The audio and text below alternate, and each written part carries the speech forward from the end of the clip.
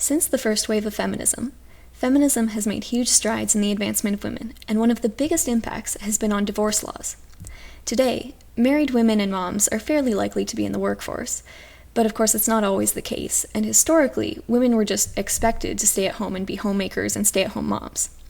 Now, for the purposes of this episode, I'm not actually going to talk about the issue of women being barred from the workforce. Right now, I'm just addressing laws that protect women who do stay at home, whether they're housewives because society expects that, or because they actually want to. Regardless, this is about laws that protect women who stay at home.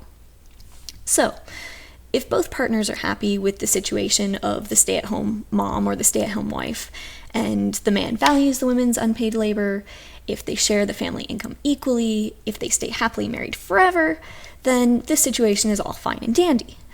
However, we know that it doesn't always work this way.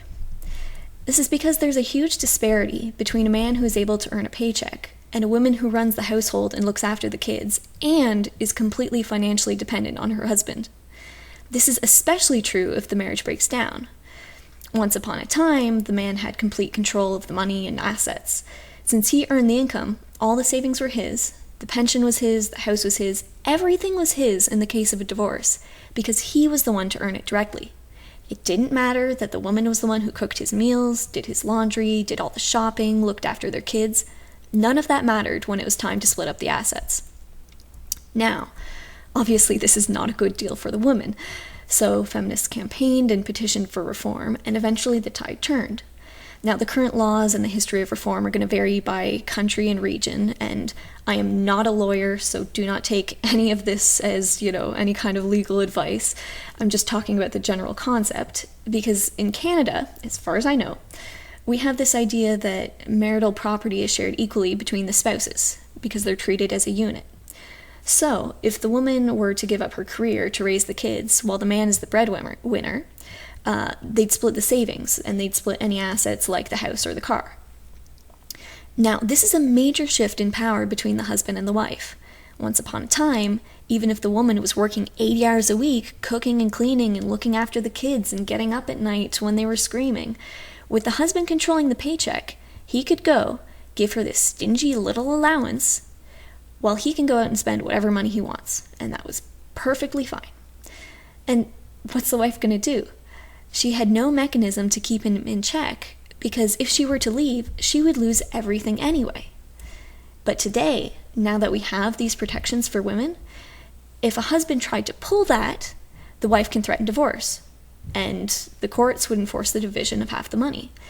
And feminists know that this impacts the marriage itself, even marriages that aren't going through divorce, because it shifts the power dynamic between the husband and the wife. Because not only are women protected during the divorce, but women have more power within the marriage, because the husband knows if he tries to control the money, the courts will settle it for him. And even beyond that, if he wants to go and sleep around, or beat his wife, or just be a general jerk, she now has the power to walk away without being financially ruined. This is a huge shift in power. Now, of course, this isn't perfect, and there are lots of unfair divorce settlements, and there are lots of different laws depending on the region, but that's the general idea behind this idea of splitting the income made during the marriage. Okay, so we all have a pretty good understanding of that, but what does this have to do with Republicans' obsession with guns? Well, this is really interesting because it's actually the exact same idea. It's about reducing the power imbalance between a government and its citizens, just like feminist divorce laws are about reducing the power imbalance between a husband and a housewife. So picture the earlier scenario. The housewife says to her husband, okay, you know what, I actually like the idea of staying at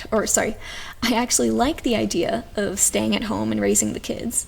But if I'm going to go give up my career and give up my money-making ability, I need some basic protections. Because you making the money and me making none, that gives you a dangerous amount of power over me.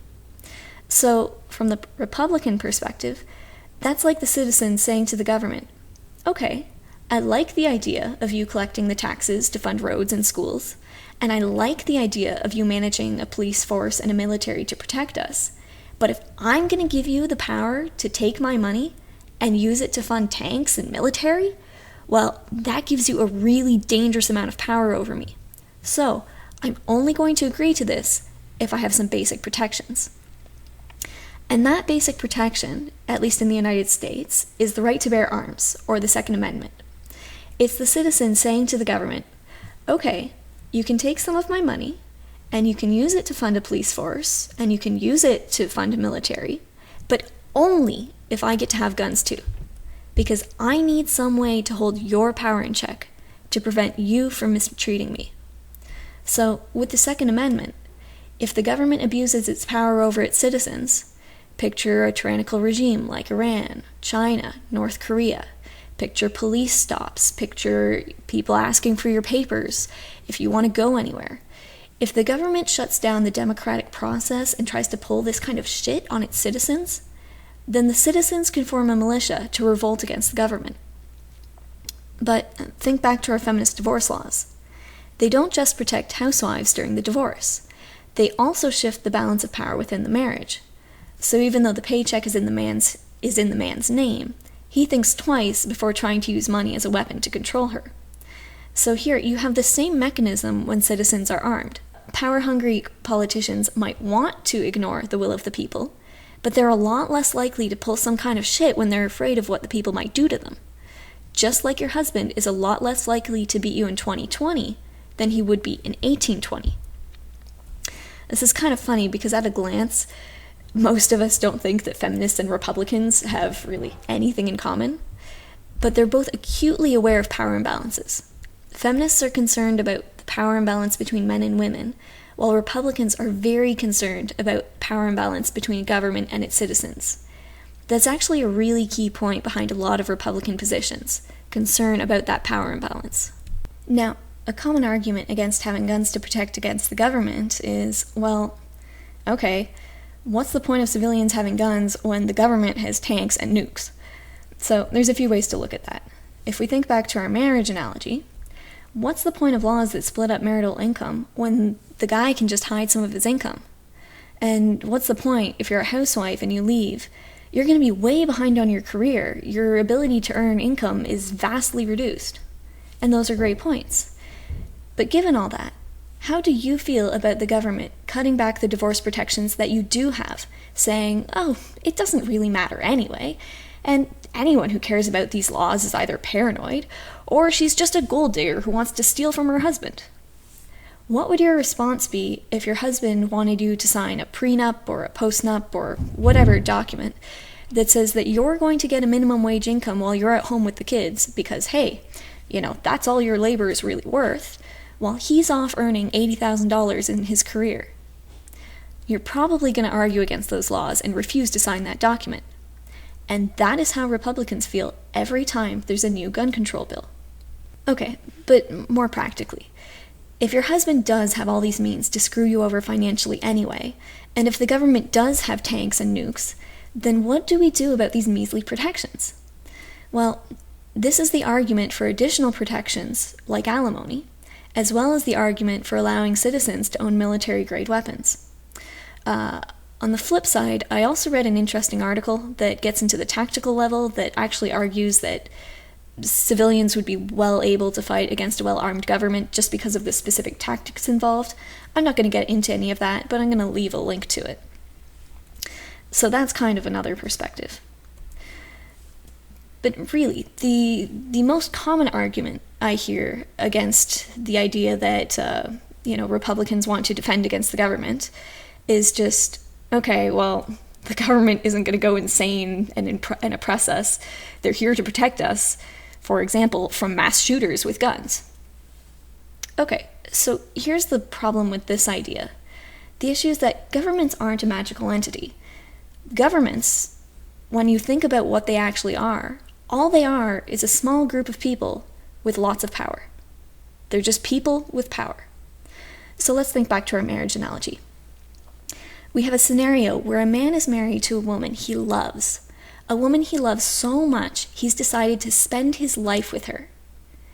And despite that, we still need a mechanism to keep this man from abusing his financial power unfairly against the woman he loves.